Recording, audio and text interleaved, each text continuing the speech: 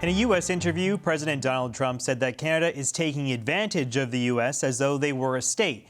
Asked about these comments today, Industry Minister Melanie Joly said Canada takes note of what the president says, but has a message of its own. We are in a position of strength, and in these circumstances, we'll continue to fight, because Canada is worth fighting for. Trade talks collapsed more than 5 days ago, with both sides pointing the blame on each other. Joining me now is someone who has some insights into those talks. Jean Charest is the former Premier of Quebec and a member of the PM's Advisory Council on Canada-U.S. economic relations. Nice to see you, sir. Thanks for coming on. Thank you, JP. So, Mr. Charest, the Prime Minister said trade talks fell apart because of last-minute changes by the Trump administration. Now the President is conceding that he and his team did pull something like that. Trump spoke to CNN's Jim Sciutto yesterday. Let's read some of what he said. He said, "That sounds to me like the President," responding to Sciutto's question about whether Canadian officials were right when they said that there were some late-stage U.S. demands. Sciutto pressed him, "So you don't deny it?" And the President replied, "No, I don't deny anything." What does that exchange tell you? And does it seem to you like it vindicates the Canadian narrative about where these negotiations went wrong? Well, it certainly does vindicate. And on the other hand, JP, when you reach an agreement in principle, and I've been in a lot of negotiations, then you get to the last leg of it. It's always a little complicated because issues come up. People want to raise things and they want to make the text more perfectible. That's normal, but then you reach a point where it's not changing the text or making it perfectible. It's actually new issues, and that's where Canada decided to sign off. Also, JP, other players got involved. It was Jamieson Greer's show until we got in the last stretch, and then other members of the administration show up, and the thing falls apart. Yeah, and despite the president conceding that, there were some last-minute changes, Howard Lutnick perhaps being involved, although the president didn't address that directly, the White House has now issued a statement essentially blaming Canada for the failed negotiations. They said instead of partnership, Canada chose unreasonable demands, walkbacks, and flat-out rejection. Does it seem to you like the administration is trying to cast Canada as the villain in this movie? Well, yes, I think the administration is clearly trying to lay blame at our door, and then they have a pretty big grip on the American media market, so they can do that. What's interesting and actually fascinating for people like you and I who have been in public life for a while is that the amount of coverage that Canada is getting in the United States. It is huge, and a good thing, frankly. So I think, but people discount that. I'm at a trade conference here in Louisville, Kentucky. People don't pay too much attention to whose fault it is.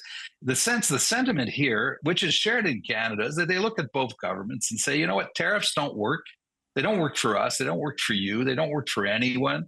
And the big thing about our relationship with the United States to keep in mind, and this is the point we make to our American friends, our economies are so integrated that if you throw tariffs into that, you're going to end up tilting the field. It's not true for Europe. It's not the same thing for Japan, not the same thing for Korea or China for that matter. But Canada, United States, Mexico, we're very, very integrated.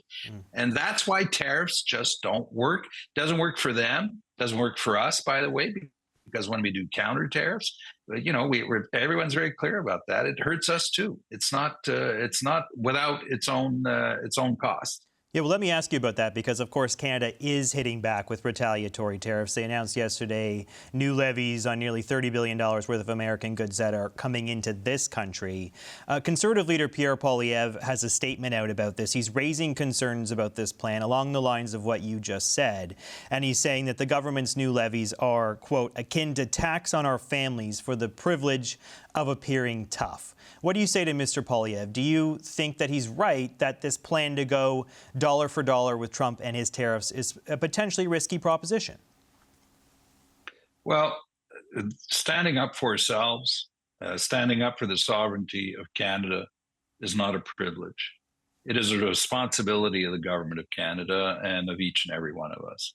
And everyone is very aware, JP, that when we do counter tariffs, it's the best choice out of bad choices We know that. Everyone, I think, has been very transparent about that.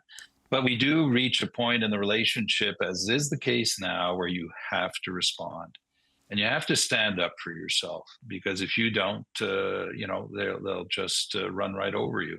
And in the case of the United States, it has to be made very clear that there are red lines that we're just not going to cross. And we are not a vassal state, and we are going to defend our economy. So this is a tough moment, and we know that. And the country knows that. Prime Minister knows that. We have to stand together as we look ahead and do positive things, by the way. It isn't just about the Americans. It's also about us, this debate, about how we run our economy, how the provinces and the federal government work together. It is about whether we're going to be competitive or not. Defense spending. Let's have a hard look at ourselves and what we need to do. And if we get that right, we're going to come out of this stronger. You mentioned the American news coverage and how it is all over the networks there. A lot of these products that are now on the government's retaliatory tariff list seem to be targeting things that are in key swing states that will be crucial in the upcoming midterms that could decide, frankly, the balance of power in Washington. The government says it's not necessarily targeting Maine, Michigan, Wisconsin, or Ohio, but when you look at the list, it does seem like these states will be disproportionately affected. Do you think that this will become something of an election issue? And do you think that's good or bad for these negotiations? I met yesterday with the executive of the World Trade Council here in Kentucky, Louisville, Kentucky. They raised with me the issue of American debt. And I'm mentioning this because this is a big part of what has been happening in the last few days in the United States. The American government has a bond market issue. This could turn into a crisis. And why? Well, because they have $40 trillion worth of debt, a war in Iran. They have inflation that doesn't seem to want to go down, and a new Fed governor whose positions are uncertain, and tariffs. Now, tariffs and it's right, tariffs are a tax.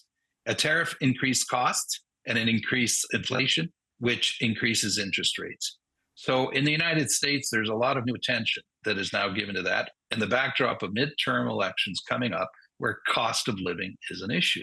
So that's the makeup of the environment in which we are now in the United States. And Canada's story has attracted a lot of attention. But what I'm seeing, and Americans are, we're friends with Americans. They're not hostile. What their sort of sense, which is what is ours, frankly, tariffs don't work. Work this out. We don't need this. I mean, you have a bond problem in the bond markets and higher interest rates and a debt problem, a war in Iran. Really? You need to pay attention to, you want to go have a trade war with Canada? And that I'm getting a lot of that here in the United States, Americans who are feeling that way. So, the timing of these things is never good, but it certainly is going to weigh on the political system in the United States. This will have consequences. Actually, California Governor Gavin Newsom said something similar to us. We did an interview with him. Rosie Barton had him on the National last night. Let's play you a bit of the tape that he gave us. Have a listen. Yeah. I absolutely believe within a matter of days, I couldn't imagine more than 2-3 weeks, he'll be back at the table. He's getting crushed. He's getting hammered by his own party right now. Imagine being Mike Rogers trying to run for the United States Senate in Michigan. Imagine being the gubernatorial candidates in places, or senatorial candidates in places like Maine or Ohio. This is, the impacts are outsized up there, and he's putting all of them in a terrible position. And so I think the pressure is coming from within the party, not just externally from people like myself and obviously from Canadians. Obviously, Newsom's a Democrat, but he's saying there that internal Republican Party pressure will be what forces Trump back to the negotiating table. Do you think he's on to something? Is that how you see it? I believe that. In a state like Maine with Susan Collins running for re-election and counter-terror, and she had already spoken to that. I'm in Kentucky, very red state with a Democratic governor who's very popular. He's terming out. His name is Andy Beshear. Watch for that name and that person. He will be running. for the in the presidential race. He hasn't announced it, but we all assume that. And all these, even if I'm in a very red state, GP, very red state, and the bourbon industry and their liquor is off the shelves. They're not hostile to Canada. Again, they look at the bigger picture. They say, okay, this doesn't make sense. Doesn't make sense. The tariffs don't make sense. Deal with it. The challenge for us has always been to mobilize the business community in the United States and business leaders to be more vocal. And that's a problem. It's a challenge because it's Donald Trump.